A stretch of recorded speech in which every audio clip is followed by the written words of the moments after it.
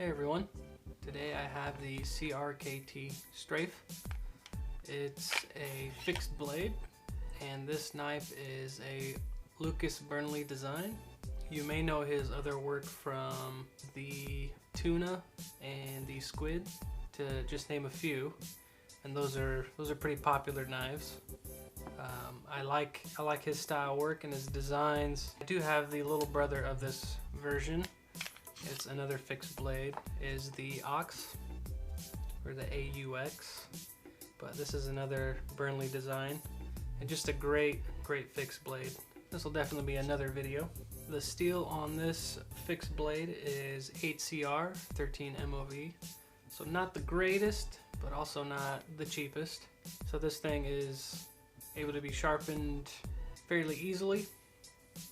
As of right now, this blade is on my grab and go bag, mainly for camping or when crap hits the fan. It's got GRN handles, not the greatest, but the texture on them is pretty neat, but it is a little bit on the slick side. Even when my hands are completely dry, it's still kind of slick, so not too crazy about the GRN handles. The stone wash finish, however, is really nice on this blade. It can definitely be beat up and scratched and dropped, and really wouldn't be too noticeable. So it's just all around super comfortable, and I really don't think it matters on your hand size, small, medium, or large. My hand is medium and I still have quite a bit of handle left, so I think it's safe to say that it'll fit in large hands comfortably as well. Now, this blade does come with a sheath. I'll be honest, it's not the greatest sheath, and I'm a little disappointed that it didn't come with some sort of loops, or at least an option to go vertical or horizontal with an attachment. I'm definitely gonna have to figure something out with this thing. So now that I've talked a little bit about the blade itself, I'm gonna talk about the changes that I'm gonna do. I'm gonna go pretty crazy with the colors. I wanna kind of get obnoxious, and I'll give you my reasoning why. For the handles, I'm gonna be using these box elderburl stabilized scales here. Now, I got these from Exotic Blanks. I actually stumbled upon his work when I was just scrolling through Instagram, and I highly recommend checking his Instagram out, especially if you're a knife maker or you want to create your own scales. I highly recommend his work. I'll leave his name up somewhere up here on the screen, and you guys can check him out. He does really great work, and his prices are fairly reasonable. I chose this bright pink, almost hot pink color, really. My reasoning for the bright colors is, since this will be my camping knife, if I drop the blade, it'll be easily visible. I'm gonna add some glow-in-the-dark powder with some resin. I'll create a design in my scales first. That way, if I do drop this knife at night, I'll be able to see it due to the glowing design. So that's what I'm gonna be doing to the scales. And honestly, I just kind of really want to be a little out there with this one and get this knife to kind of scream at you. It's just something different, and I've been wanting to do something like this for a while. And for the sheath here, I chose this blue Paracord. I figured I might as well go down the cotton candy road, because when I look at this, I just picture cotton candy. For the steel itself, I'm actually going to be etching the whole blade and give it a complete new stone wash to darken the steel so that it has a really good contrast against that pink. So now that I've talked about the blade, let's take this thing apart. This thing takes the T9 bit, so let's get to it.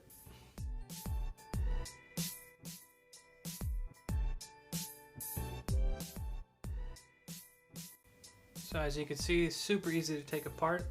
Only has 4 screws, 2 D-shaped spacers, which is kind of nice to have that feature. That way I don't have to use 2 tool bits to unscrew the hardware. And another thing I forgot to mention was that it does have a lanyard hole. Now, when it comes to fixed blades, I am a fan of lanyard holes, because that way I can put paracord through it and actually use the paracord as a survival tool So now that it's all taken apart, let's get to customizing it.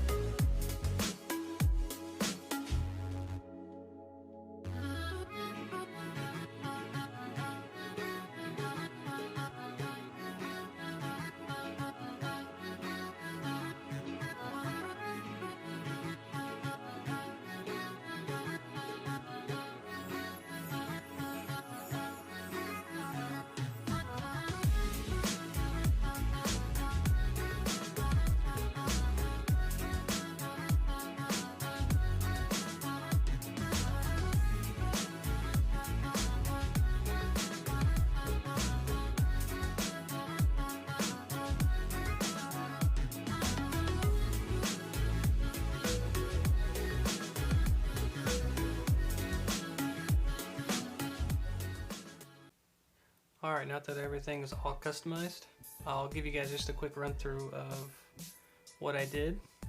With the blade itself, I etched it and I gave it a nice stone wash.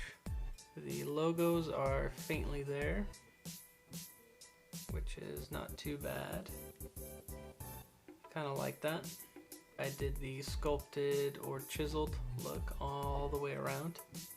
The etching did a great job of sinking in the lower parts. And then I used a little steel wool just on the outside all the way around, just to kind of highlight the higher ridged parts. I'm really happy how this thing turned out. The sheath itself, like I said, I was just gonna put some paracord around it, which I did. I just decided to do kind of a weaving pattern through the holes, and then I even added some little grooves for the paracord to sit into so it doesn't slip back and forth. So it's nice and tight around there. Now for the coolest part, I think, is the scales. Again, just a big shout out to Exotic Blanks. Again, he just does really cool work. You can see there's so many little cool details in these scales. Just really awesome. I'm gonna have to order some more and do the ox fixed blade, the little brother of this blade. But as you guys saw in the video, I did these little cutouts here with the milling bit. It was done by hand, so they're not exactly perfectly straight. For the first time doing it manually, I think it turned out pretty great. And I achieved my goal of what its purpose is. And since strafe means repeated attack with a machine gun, I tried to do kind of a bullet path. So this was kind of my imitation of it. I should have made these just a little bit thinner, but unfortunately I don't have a CNC machine, but if I did, I'd have some crazy straight lines. So basically that's what I customized to this knife. Now let's get this thing all put together and see what we got.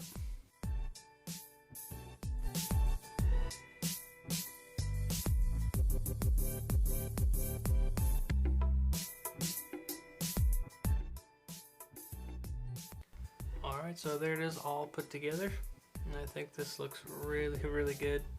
That's why I wanted to etch the blade, because I knew the pink would just contrast really well with the darker color. It's my first fixed blade that I've done. I can't wait to start doing some other ones. They're just a lot more simple and you can get pretty creative with these things. And for survival purposes, it's really good. Bright colors if you drop it during the day, and then glow in the dark when you drop it at night. And speaking of the glow in the dark, I'm gonna charge these real quick with the flashlight. And we're gonna see what this thing looks like in the dark.